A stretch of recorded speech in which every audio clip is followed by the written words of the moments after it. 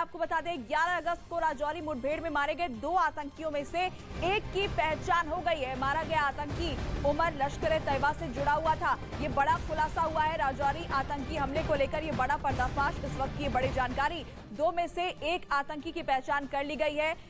उमर इस आतंकी का नाम, जो कि लश्कर-ए-तैयबा से जुड़ा हुआ बताया जा रहा है।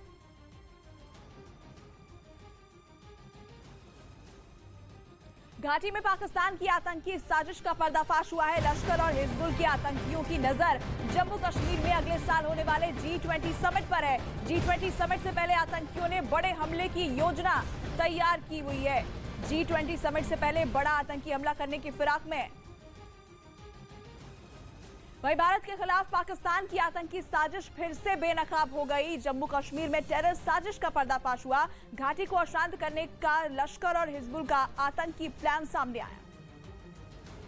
घाटी की अमन शांति से पाकिस्तान में बैठे आतंकी बौखला गए। घाटी में आतंक पर हुए प्रहार से सीमा पर बैठे आतंकी घबरा गए, लेकिन बौखलाए इन आतंकियों की एक और बड़ी साजिश अंजाम तक पहुंचने से पहले ही बेनकाब हो गई। घाटी को अशांत करने का टेरर प्लान कोई और नहीं, पाकिस्तान में बैठे जैश-ए-मोहम्मद और हिजबुल मुजाहिदीन के आका रच रहे थे, जिनकी आतंकी साजिश का पर्दाफाश हुआ है। जैश-ए-मोहम्मद और हिजबुल मुजाहिदीन के आतंकियों की नजर अगले साल जम्मू कश्मीर में होने वाले G20 समिट पर है, जिन्होंने G20 समिट से पहले बड़ी आतंकी साजिश को अंजाम देने की योजना बनाई। दहशत फैलाने की साजिश को अंजाम तक पहुंचाने की जिम्मेदारी PFI TRF गजनबी फोर्स को दी गई। सूत्रों से मिली जानकारी के मुताबिक 2 दिन पहले राजौरी में सेना के कैंप पर हुआ हमला भी इसी साजिश का हिस्सा था। इस हमले की जिम्मेदारी आतंकी संगठन PFI ने ली थी।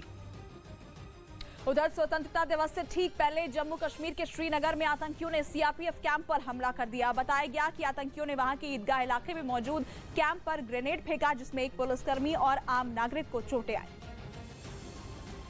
क्योंकि आतंकियों ने CRPF कैंप को उड़ाने की साजिश रची और ऐसा करके 15 अगस्त से पहले लोगों में दहशत फैलाने की कोशिश की, जिसके बाद सुरक्षा बल पहले से ज्यादा अलर्ट हो गया और इलाके के चप्पे चप्पे पर निगरानी बढ़ा दी। सुरक्षा बल के जवानों की इलाके के कोने कोने पर तैनाती दिखी और जिस CRPF कैंप पर आतंकियों ने ग्रेनेड फेंका था, उसके बाहर बैरिकेडिंग कर दी गई ताकि कोई अंदर न जा सके। साथ ही सुरक्षा बल ने आतंकियों को पकड़ने के लिए सर्च ऑपरेशन चलाया और उनके बारे में पता लगाने के काम में जवान जुट गए। हालांकि हमले की जिम्मेदारी किसी आतंकी संगठन ने नहीं ली। बताया गया कि हमले के बाद जख्मी पुलिसकर्मी को इलाज के लिए अस्पताल ले जाया गया। 15 अगस्त से पहले आतंकी साजिश का पर्दाफाश हुआ है। 15 अगस्त को दिल्ली में बड़े हमले की तैयारी थी। खुफिया एजेंसियों के मुताबिक धमाके के लिए पाकिस्तान से ड्रोन के जरिए धमाके का सामान भारत भेजा गया था। ये बड़ा खुलासा हुआ है। 15 अगस्त को लेकर बड़ा अलर्ट जारी किया गया है, क्योंकि दिल्ली को दहलाने की साजिश रची जा रही है।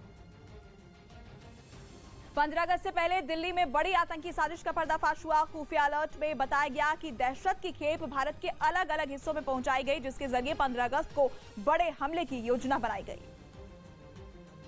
दिल्ली में देश की आजादी का उत्सव बनाने की तैयारी है। इस बीच खुफिया एजेंसियों ने अलर्ट जारी कर आतंकी साजिश का पर्दाफाश किया। 15 अगस्त को लाल किले पर होने वाले कार्यक्रम को लेकर खुफिया एजेंसियों ने बताया कि पाकिस्तान से ड्रोन के जरिए IED को भारत के अलग अलग हिस्सों में पहुंचाया गया।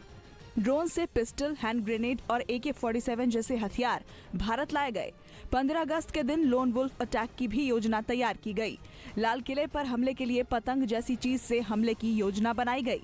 पाकिस्तान के कई आतंकी संगठन को हमले की जिम्मेदारी दी गई। पिछले दिनों पंजाब और अलग अलग राज्यों से कई संदिग्ध आतंकी गिरफ्तार हुए थे। उन आतंकियों से पूछताछ में बड़ी साजिश का